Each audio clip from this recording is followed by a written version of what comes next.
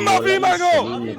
देख सकते हैं उनका पुतला हम तो कैसे कहते हैं जलाया बिहार गया है। सरकार को उनके घरों के ऊपर बुलडोजर चलाना चाहिए। जैसे उत्तर प्रदेश में योगी सरकार जो है यहाँ के माफियाओं के ऊपर बुलडोजर चला रही है, वैसे बिहार सरकार से मेरा विनम्र निवेदन है कि मौलाना के घर के ऊपर बुलडोजर चलना चाहिए और सख्त से सख्त कार्रवाई होनी चाहिए।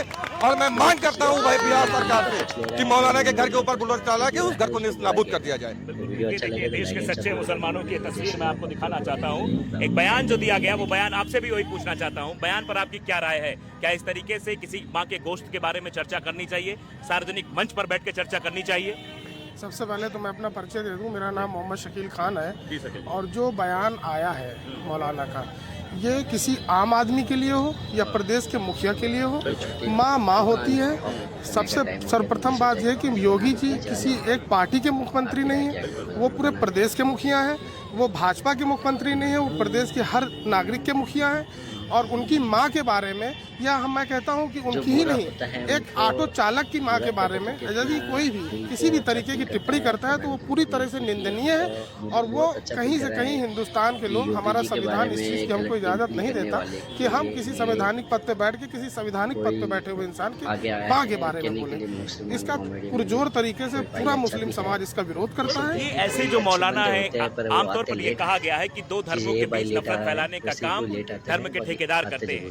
ऐसे लोगों के बारे में जब बातचीत होती है, चर्चा होती है, तो क्या बोलेंगे आप इनके बारे में? देखिए, ये हमारा देश जो है गंगा जमनी तहजीब से आगे बढ़ा है। और इस तरीके के बयान दे करके अपनी व्यक्तिगत रोटी तो आप सेक सकते हैं, लेकिन एक तरीके का आप नफरत का बीज बो रहे हैं। आपने वहाँ पे बोला है और वो बात लगभग पूरे हिंदुस्तान के मुसलमानों पे आ रही, जो कि कहीं से हिंदुस्तान का मुसलमान ना ऐसे किसी व्यक्ति को पसंद करता है, ना ही ऐसे किसी बयान का समर्थन करता है। और लगभग हर पढ़ा लिखा तबका ऐसे मौलाना को हम लोग निगलेक्ट करते हैं। बल्कि हम तो कहते हैं कि मौलाना को चाहिए कि अपना बयान वापस ले और माफ़ी मांगे।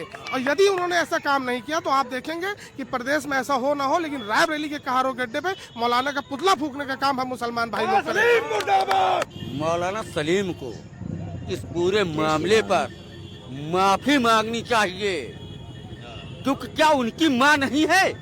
उनकी भी माँ है। अगर उनकी माँ को कोई इस तरह के शब्द बोलेगा तो क्या उन्हें पसंद आएंगे? कतई नहीं आएंगे।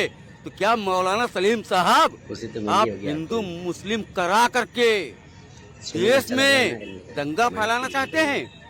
इस तरह के शब्द जो आपने बोले हैं, वो किसी आम आदमी के बारे में आपने नहीं बोले हैं, एक मुख्यमंत्री के बारे में आपने बोले हैं, उसकी माँ के बारे में आपने बोले हैं।